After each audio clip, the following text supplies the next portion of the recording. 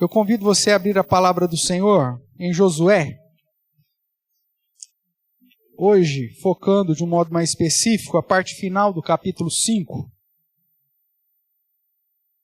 do verso de número 13 ao verso de número 15, a respeito daquela manifestação teofânica da segunda pessoa da Trindade a Josué, quando este estava se preparando como líder do povo de Israel, chamado para ser líder do povo de Israel na tomada da terra prometida. E eu convido você a acompanhar a leitura que farei em Josué, capítulo 5, do verso 13 ao verso de número 15, relembrando a leitura que fizemos já semana passada, mas hoje focando mais especificamente nessa manifestação de Deus ao seu servo Josué no passado e que tem muito a nos ensinar aqui.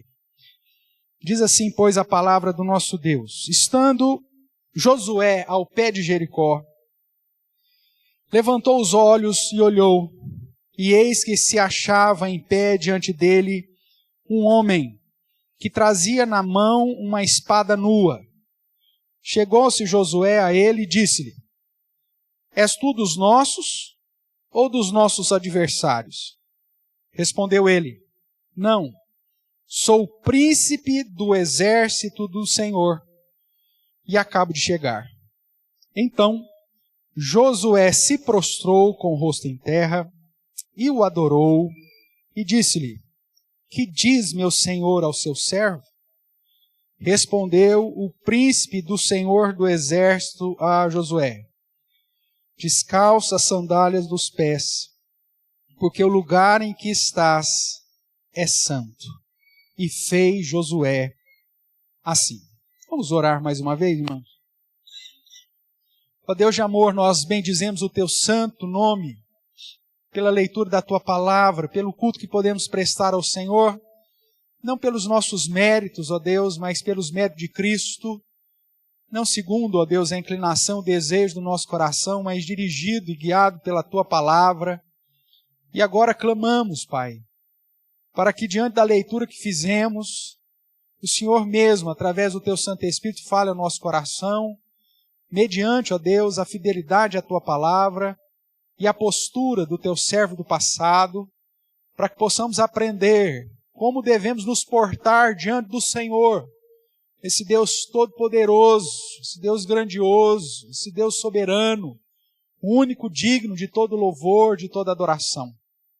Em dias, ó Deus, que o culto ao Senhor tem sido maculado, em dias em que as pessoas têm desprezado a tua grandeza e procurado, ó Deus, um ambiente para satisfazer os próprios desejos, os próprios ídolos do coração, nos ensine como devemos nos portar diante de Ti, como devemos nos portar, ó Deus, na tarefa que o Senhor nos confiou e diante da missão que o Senhor nos outorgou, do serviço para qual o Senhor nos chamou.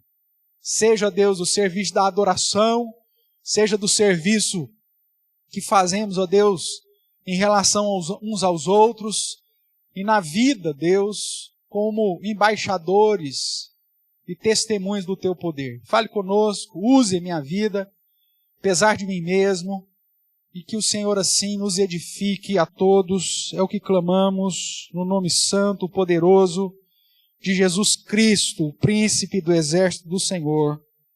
Amém. Amém, queridos? Louvado seja o nome do Senhor. Irmãos, o que devemos esperar de um servo do Senhor chamado para realizar qualquer tipo de serviço a esse Deus? Qual deve ser a postura sua, uma vez que você, que não era povo e que foi agregado, era um povo sem misericórdia e que foi alcançado com a misericórdia, que não era contado entre os salvos, mas agora faz parte desse povo de propriedade exclusiva de Deus, e que foi chamado com uma finalidade específica de proclamar as virtudes daquele que te tirou das trevas para a sua maravilhosa luz. Você tem esse serviço. Você que foi alcançado pela graça do Senhor, você que estava nas trevas e foi trazido para a luz do Senhor, pesa sobre você, sobre mim, sobre todos os verdadeiros crentes, a finalidade de proclamar as virtudes do Senhor. Então, o que se espera? O que Deus espera quando Ele fez esse chamado a nós, quando Ele nos outorgou essa autoridade de anunciar a Sua palavra e de realizar algo para a Sua honra e para a Sua glória? Em toda a Bíblia, antes de respondermos propriamente essa questão, nós vemos que em toda a Bíblia nós encontramos Deus chamando servos e servas para realizarem grandes obras em seu nome. Desde o começo do registro bíblico, em vários momentos específicos, Deus usa. E isso não terminou, irmãos, com o findar da revelação.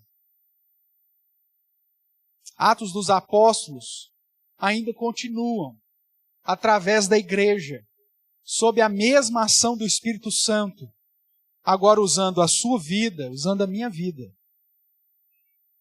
O livro de Atos não tem uma conclusão. Ele termina com a ação do apóstolo Paulo ainda pregando o Evangelho. Os confins ainda continuam sendo alvo.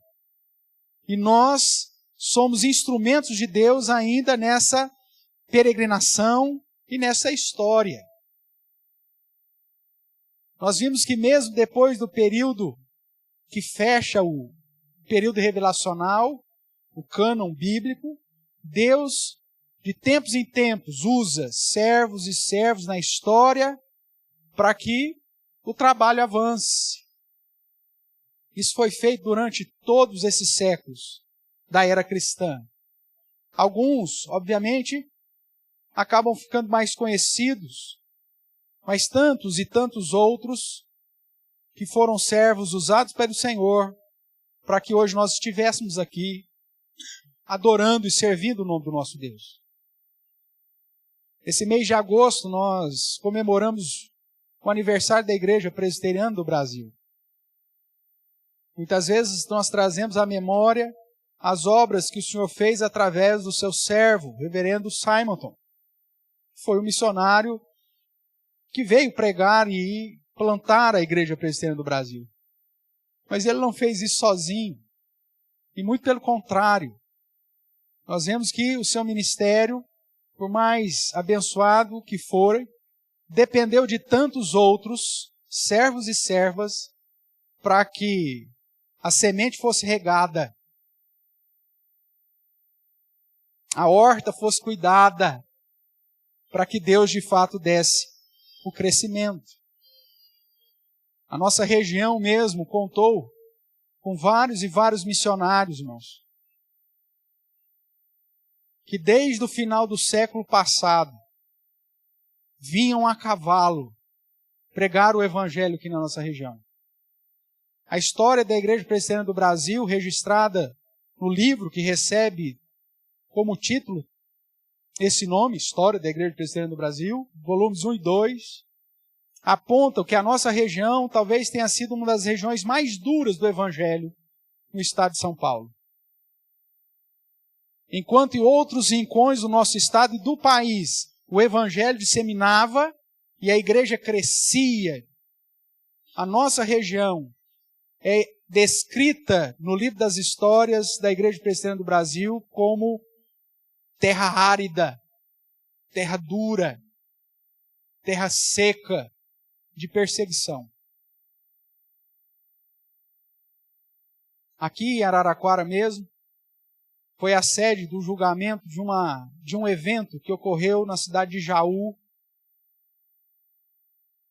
quando um dos missionários, naquela época ainda, 1890 e alguma coisa, vinha a cavalo para toda essa região pregar o Evangelho. E ele, na casa de um dos crentes da época, fora pregar o Evangelho, e ele foi tomado pela fúria dos perseguidores da igreja, retirado à força dessa casa, puxado pela barba até as ruas. A sua carteira foi roubada com seus 300 réis. e só não o mataram porque alguns bons católicos, vai dizer a história, tiveram misericórdia e o acudiram. Essa história, irmãos, aconteceu na casa do meu trisavô.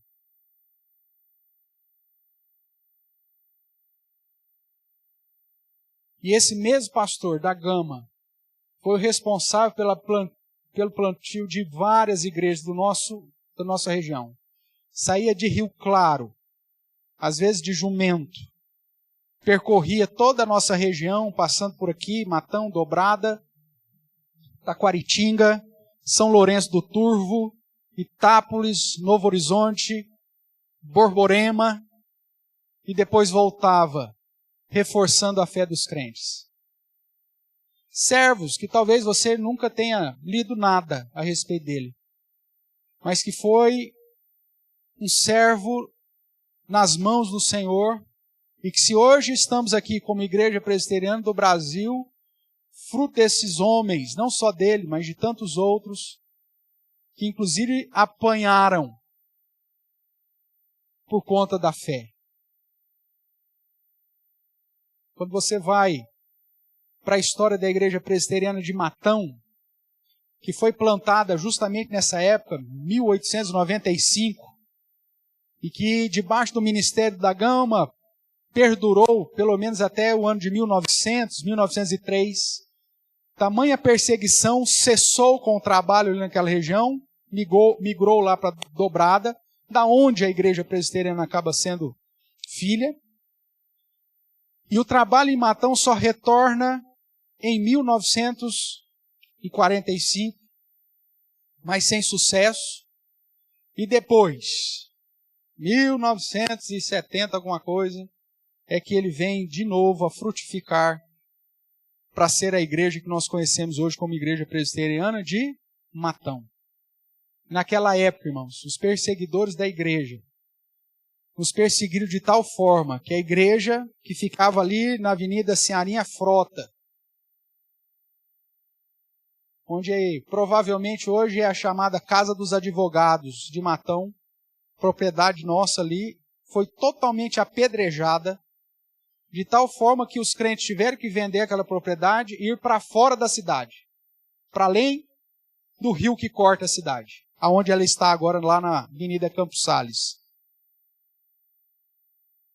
Fomos perseguidos de tal forma que tivemos que sair da cidade, irmãos.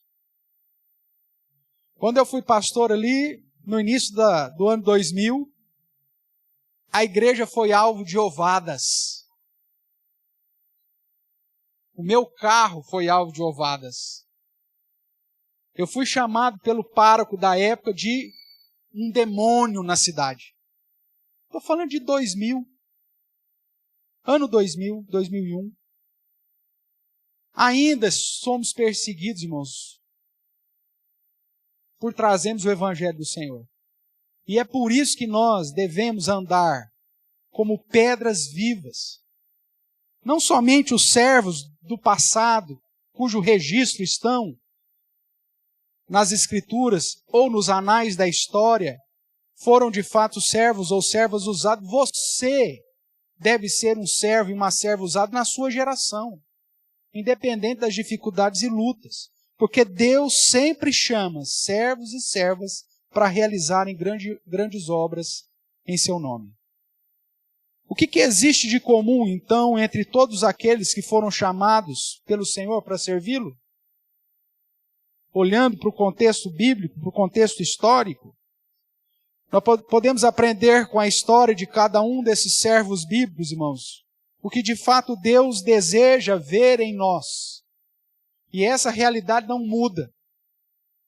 Seja em Josué, ou seja em qualquer outro servo do Senhor, ou seja nos nossos dias, a mesma postura que vemos nesses servos do passado ainda continua sendo exigidas para nós hoje. No contexto bíblico, nós vemos, portanto, que Deus chamou vários servos. Podemos citar alguns aqui. Adão foi chamado que deveria cultivar um grande jardim. Abraão seria o pai de uma grande nação. Noé teria que construir uma grande arca. Moisés foi chamado para libertar um grande povo e assim sucessivamente, até chegar em nossos dias, onde cada servo foi chamado a anunciar grande salvação a um grande mundo que ainda está em trevas. Fomos chamados a proclamar das virtudes daquele que nos chamou das trevas para a sua maravilhosa luz. Em Josué, capítulo 5, do verso 13 a 15, nós vemos mais um servo de Deus que foi chamado para liderar e realizar uma grande tarefa de fazer o povo herdar a terra prometida. Foi assim que Deus trata com ele no capítulo 1.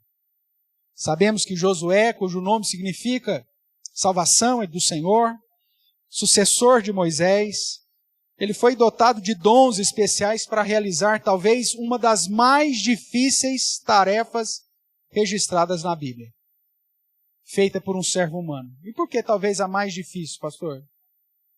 Porque se você começar a ler de Josué capítulo 6 para frente, você vai ver que ele foi chamado para aplicar a ira do Senhor sobre os povos.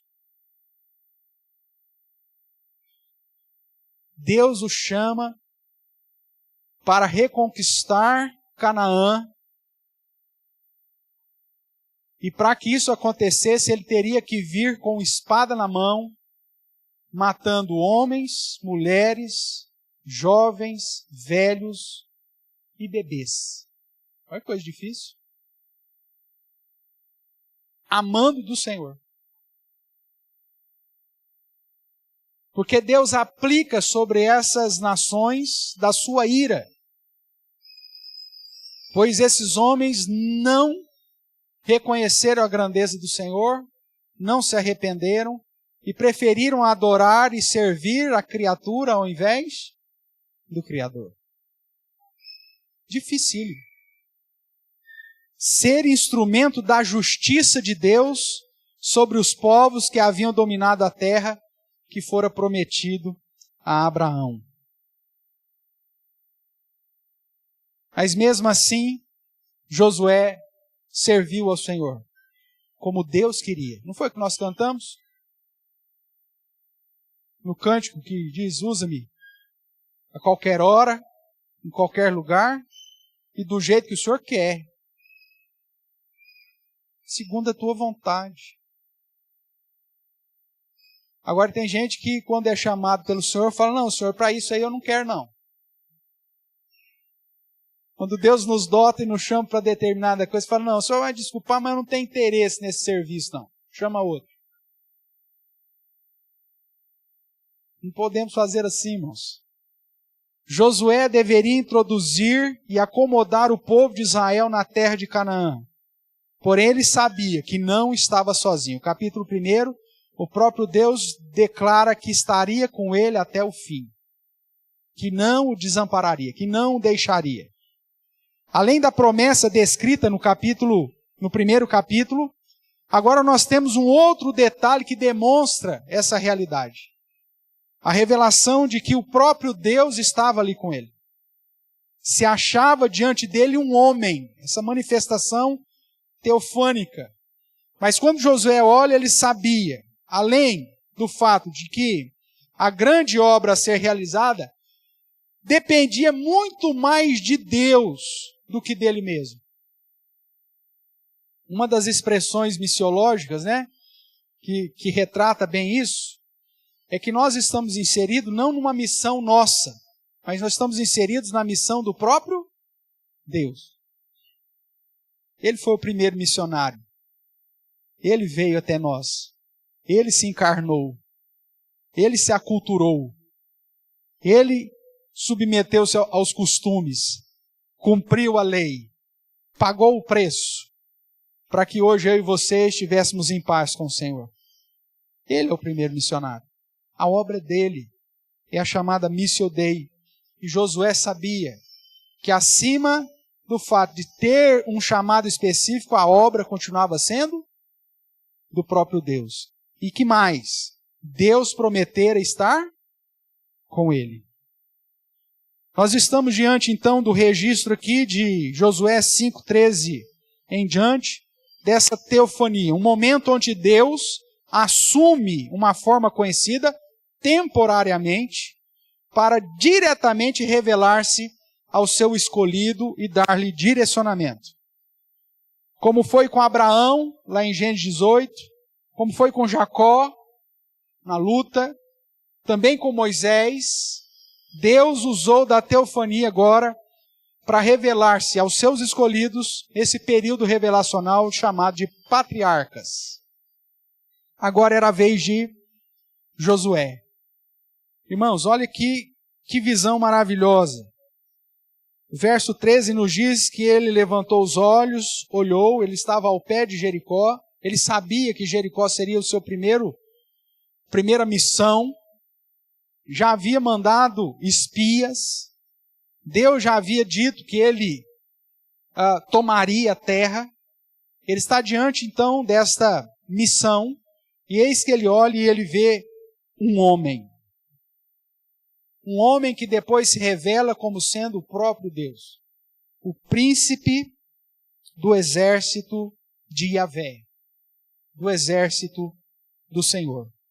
Nós temos aqui uma manifestação do próprio Cristo, do Messias, ainda não encarnado, é verdade, mas o Verbo,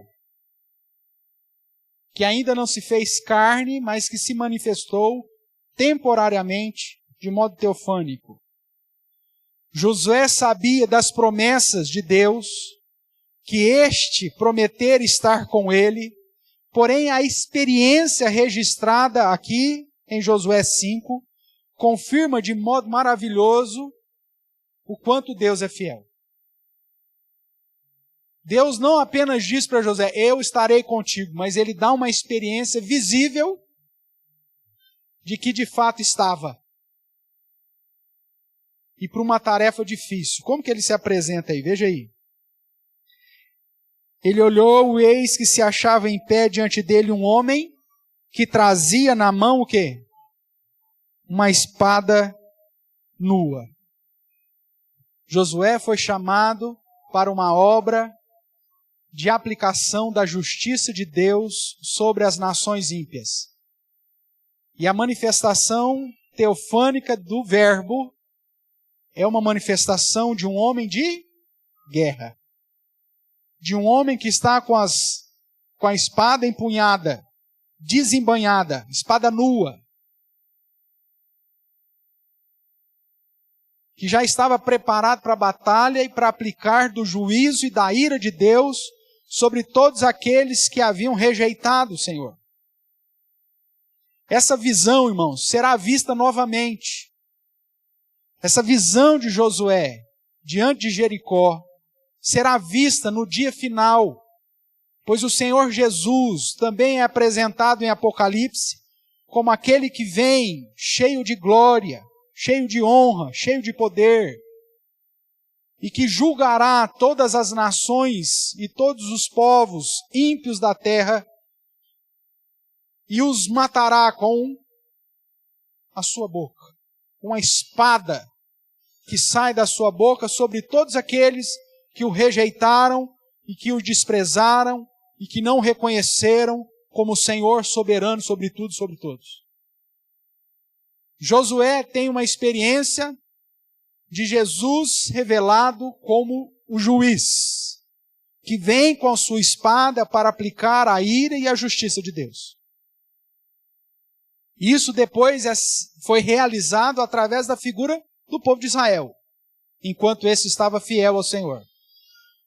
Hoje nós aguardamos o retorno não de uma teofania, mas do Cristo encarnado, que virá com o corpo glorificado, nos termos de Apocalipse, cheio de glória e de honra, com olhos de fogo, com couraça, com botas polidas, e com todo o poder para aplicar sua justiça. Nós sabemos que na primeira vinda, na encarnação de Cristo, ele não veio para julgar o mundo, mas para salvá-lo.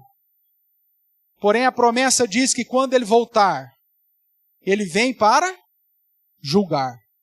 E ele não vem, irmãos, na perspectiva de falar, e aí, pessoal, vamos lá ou não? Ele já vem com a condenação e com o decreto final já estabelecido. É isso que Josué está vivendo. Uma prova, né?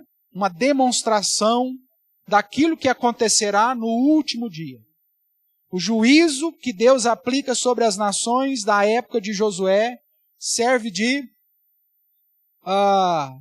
um test drive, uma amostra do juízo eterno e final que será aplicado quando o príncipe do exército do Senhor, agora encarnado e glorificado, retornar.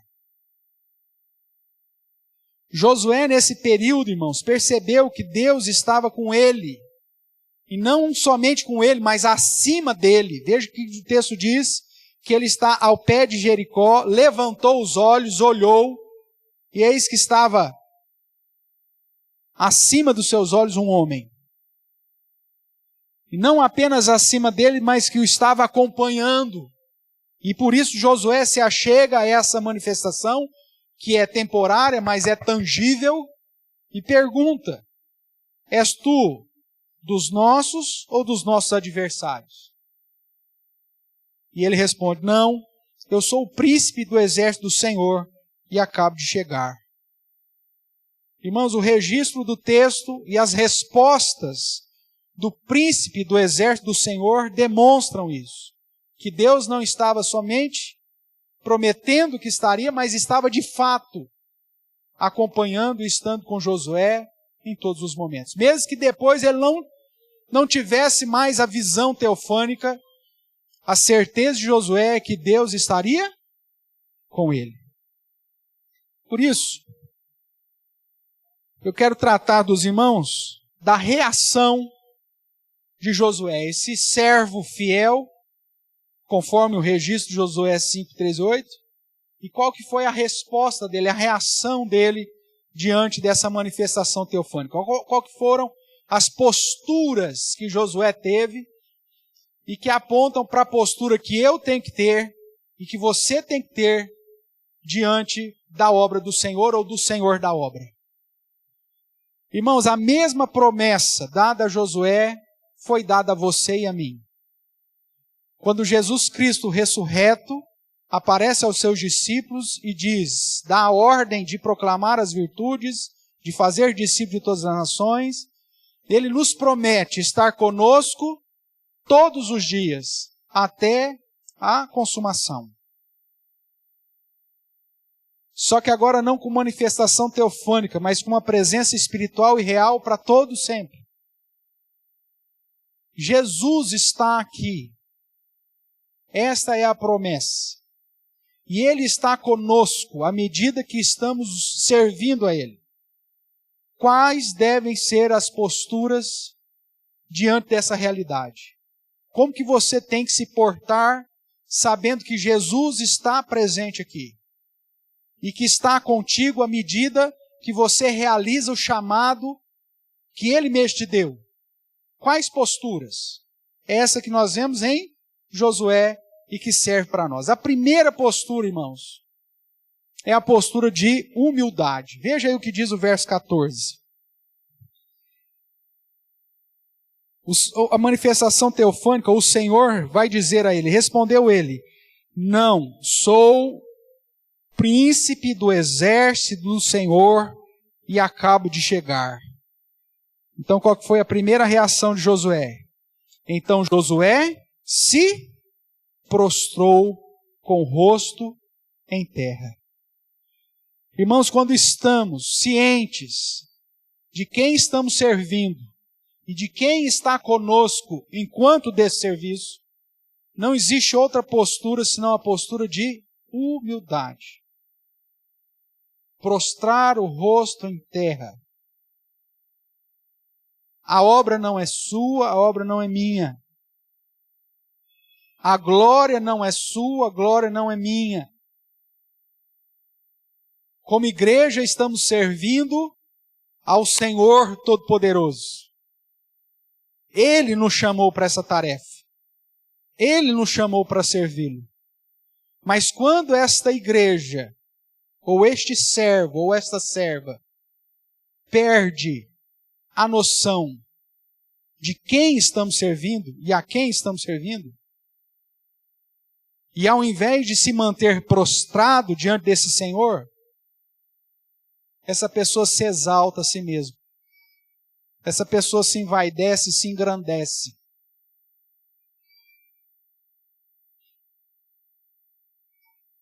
Irmãos, nós sabemos que o reconhecimento, não de boca para fora, porque tem gente que faz isso com a falsa piedade, mas o reconhecimento de saber a quem servimos e por que o servimos, nos colocando na dependência e humildade da presença do Senhor, é que faz toda a diferença. A igreja é do Senhor. É Ele que capacita individualmente cada um de nós. É Ele quem nos dota. E em lugar nenhum nas Escrituras nos é apresentado o fato de que você foi dotado para ser o supervisor de quem recebeu ou de quem não recebeu esse dom. Mas você é chamado para tão somente fazer o que Ele quer que você faça.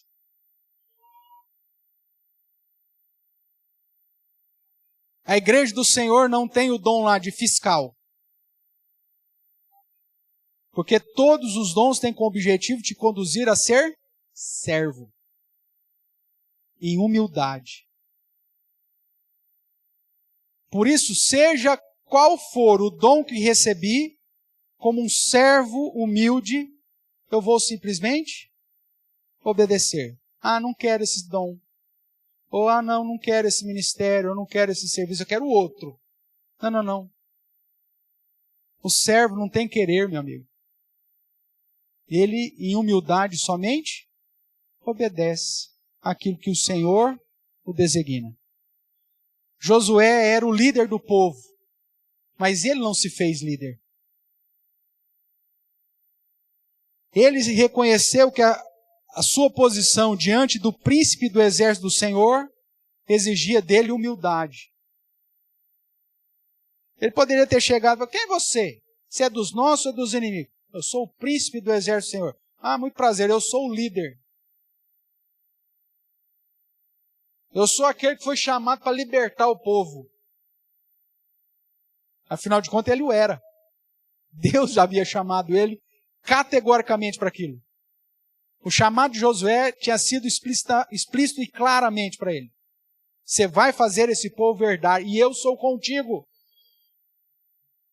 Mas ele reconhece que aquela manifestação teofânica era o próprio Deus que o havia chamado e o capacitado para servi-lo.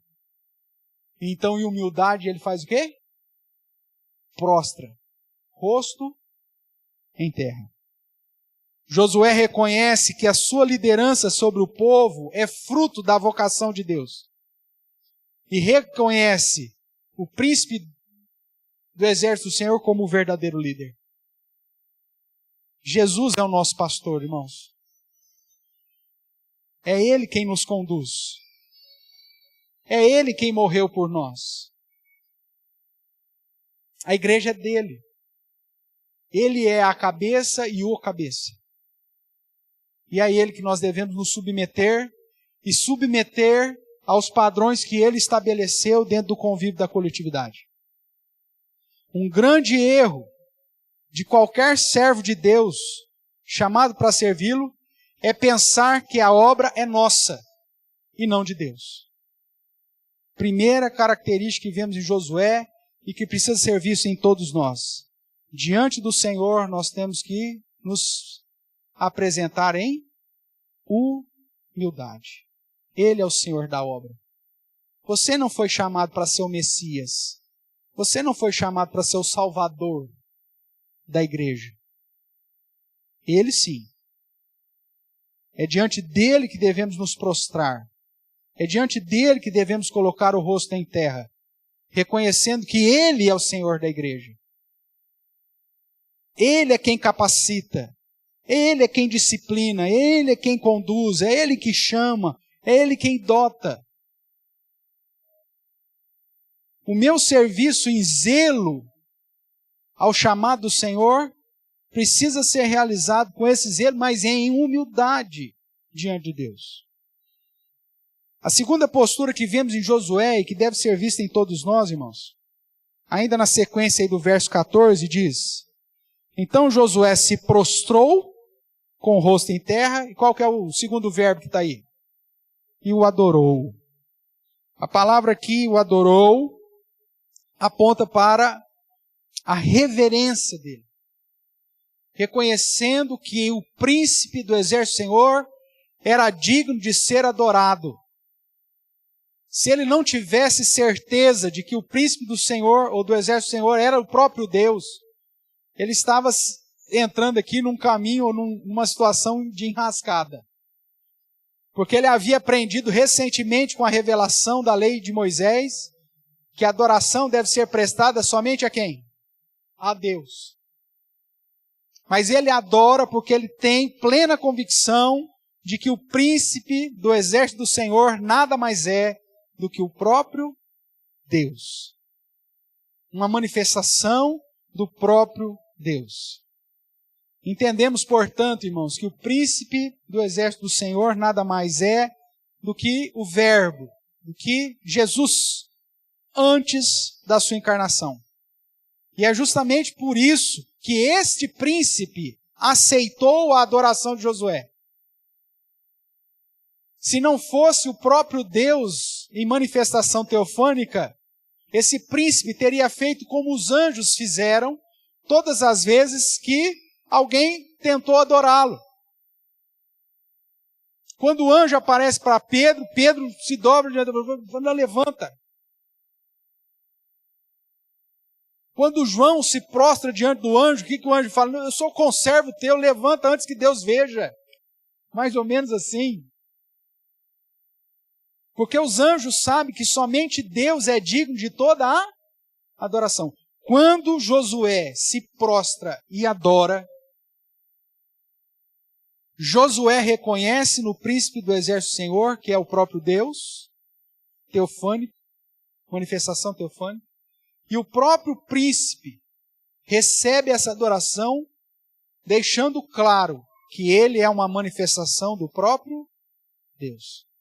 Durante o ministério terreno de Jesus, nós vemos em alguns momentos o Jesus agora encarnado, recebendo adoração. E os evangelhos registram isso para deixar claro que Jesus é o Verbo encarnado, é o próprio Deus encarnado, porque senão ele nunca poderia ter recebido adoração. Ele recebe adoração, por exemplo, do cego de nascença, que depois de todo aquele trâmite que aconteceu com a perseguição dos fariseus, eles se reencontram e Jesus se revela a ele e ele se prostra e adora ao Senhor. E Deus, Jesus Cristo encarnado, recebe a adoração. Por isso Jesus é o próprio Deus, irmãos. Aqui, em Josué, numa manifestação teofânica. Depois, o próprio Cristo, o próprio Deus encarnado, recebendo a adoração em vários momentos registrados no Evangelho. O príncipe do exército, então, por sua vez, se revela a Josué, e este, Josué, cumpre o que se espera de um servo fiel. Adora, reverencia, exalta, engrandece ao Senhor. Irmãos, esses pontos devem ser pontos aplicados na sua vida diante de Deus e de um modo muito especial no serviço litúrgico. Quando você vem adorar ao Senhor, você vem se comparecer na presença do próprio Deus. Por isso a sua humildade tem que ser manifestada no culto e a sua reverência de igual forma. Como você lida com o culto demonstra a sua humildade e a sua reverência.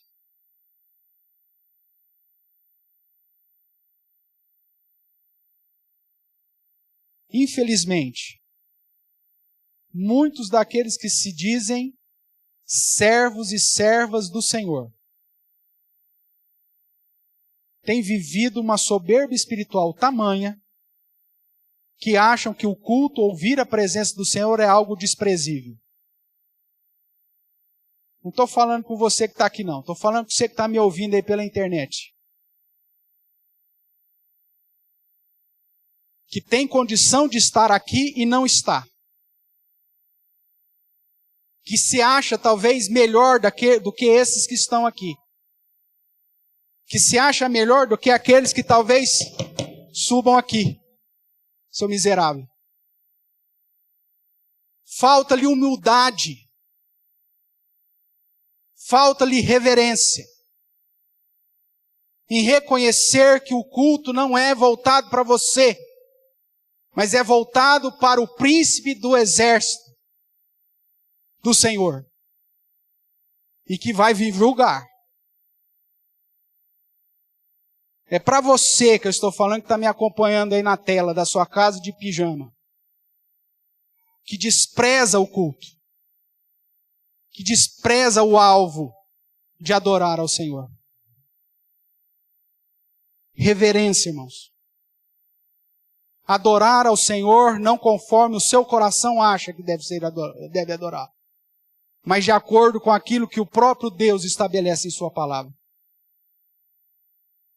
Menosprezar as atividades litúrgicas, o convívio da comunidade dos santos, é um desrespeito com aquele que morreu na cruz por você.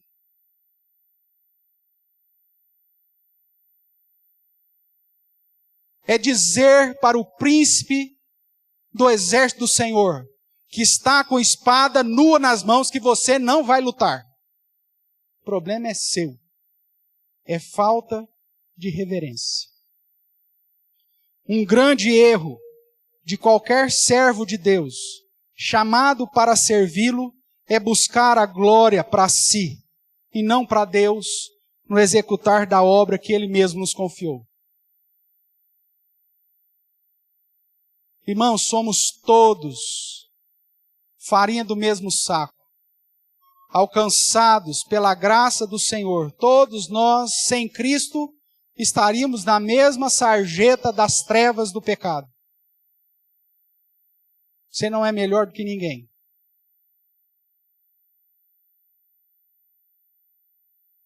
E se há uma diferenciação na expressão litúrgica do culto, foi porque Deus concedeu dons diferentes. E deu chamado diferente. Estabeleceu na igreja, para a edificação desta igreja, uns para apóstolos, outros para profetas, outros para pastores e mestres, evangelistas. Deus estabeleceu. Mas não para a sua própria glória. O problema é que muitas vezes a pessoa não foi chamada e ela quer estabelecer ou quer viver naquele que não foi o seu chamado. Isso é irreverência. Isso é falta de humildade. Cuidado, irmãos. A primeira manifestação de fidelidade a Deus é o reconhecimento da autoridade de Deus e do reconhecimento que na grandeza e soberania de Deus, Ele também instituiu dons diferentes para que o corpo glorifique a Ele e edifique a si mesmo. Nós precisamos uns dos outros. O corpo precisa de cada parte para funcionar. Você não é melhor do que ninguém. E a sua postura de submissão a Deus, acima de todas as coisas, deveria te conduzir, irmãos, humildemente, em reverência, respeitar e cultuar ao Senhor todas as vezes que o corpo se reúne para tal função. Você prometeu isso na sua profissão de fé. Você prometeu isso quando da organização dessa igreja. E mesmo que você não estivesse presente aqui, que tenha ficado calado quando foi feita a pergunta, isso já está embutido no fato de você ter se tornado membro desta igreja. Cuidado. Olhando ainda para o verso 14, nós vemos que além de se prostrar com o rosto em terra, de adorar ao Senhor, Josué faz uma pergunta ao próprio Deus. O que ele disse? Disse-lhe, que diz meu Senhor ao seu servo. Qual é a sua vontade? O que o Senhor quer de mim? O que o Senhor diz para o seu escravo aqui, para o seu servo aqui? O que o Senhor requer de mim? O que diz meu Senhor? O que diz meu Senhor ao seu servo? Qual que é a tua vontade, Deus? Aonde que o Senhor quer que eu sirva? O que o Senhor quer que eu faça? Como que o Senhor quer que eu te adore? Como que o Senhor quer que eu te sirva? Aonde que o Senhor quer que eu me envolva? Aonde que o Senhor quer que eu tenha um compromisso contigo? Senhor, como que eu lhe posso ser útil? Essa é a pergunta de Josué. Josué reconhece o seu estado de dependência, por isso ele diz, o que o Senhor diz ao seu servo. Submissão plena, irmãos. Não só humildade, não só reverência, mas agora submissão. O que o Senhor quer? O que o Senhor me diz para fazer? O que o Senhor quer que eu faça? Essa é a pergunta. Ele reconhece o seu estado de dependência diante daquele que é o verdadeiro líder de Senhor. E ele demonstra o desejo de realizar a ordem que seria expressa pelo único e verdadeiro líder da igreja. Um grande erro de qualquer servo de Deus chamado para servi-lo é pensar que as suas ideias, planos, são melhores do que já foi descrito por Deus em sua palavra. Eu tenho uma estratégia melhor do que a que o próprio Deus definiu.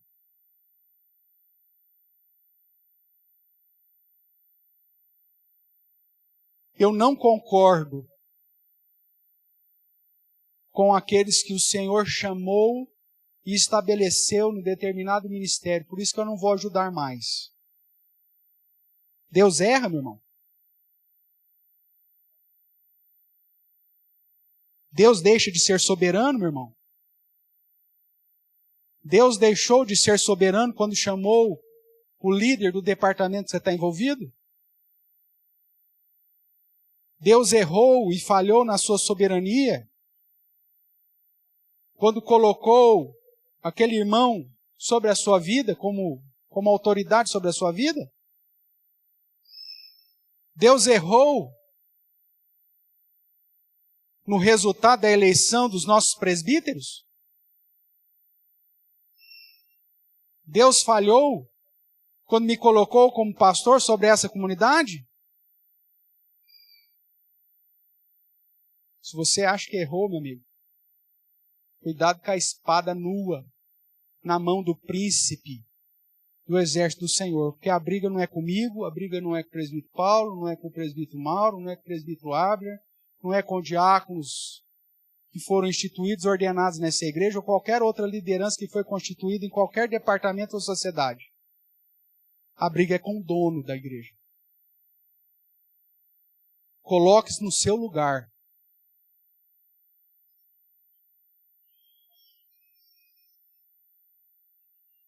A sua pergunta, como um verdadeiro servo e serva do Senhor, deveria ser: Senhor, diante dessa realidade, o que o Senhor quer que eu faça?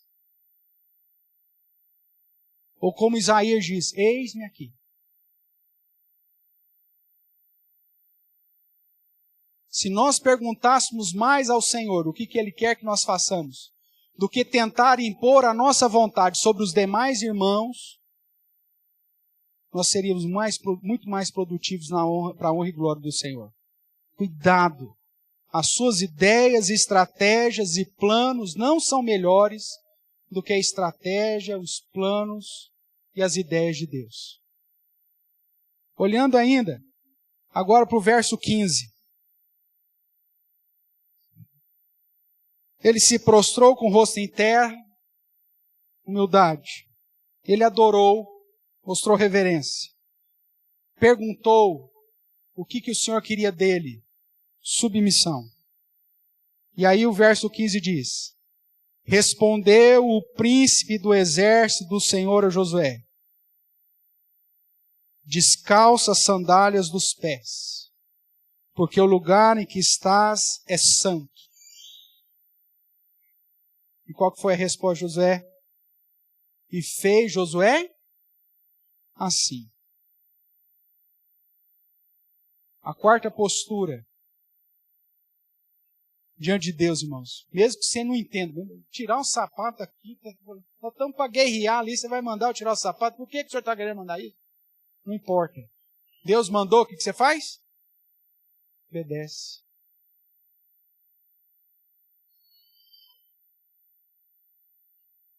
Significava reconhecer todo o processo de direito sobre aquela terra, irmãos. Deus já havia dado a Abraão essa promessa. Enquanto Abraão peregrinava por toda aquela terra, Deus estava falando, ó, tudo isso que você está pisando, eu te dou, é teu.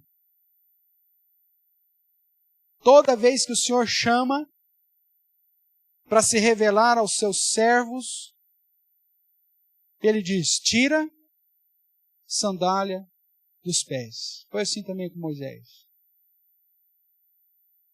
Algo que muitas vezes nós ficamos, qual que é o objetivo dessas coisas todas? Mas Josué entendeu isso e o fez, como o Senhor ordenou. Nós poderíamos aqui trabalhar com isso, apontando para pelo menos 3 possibilidades.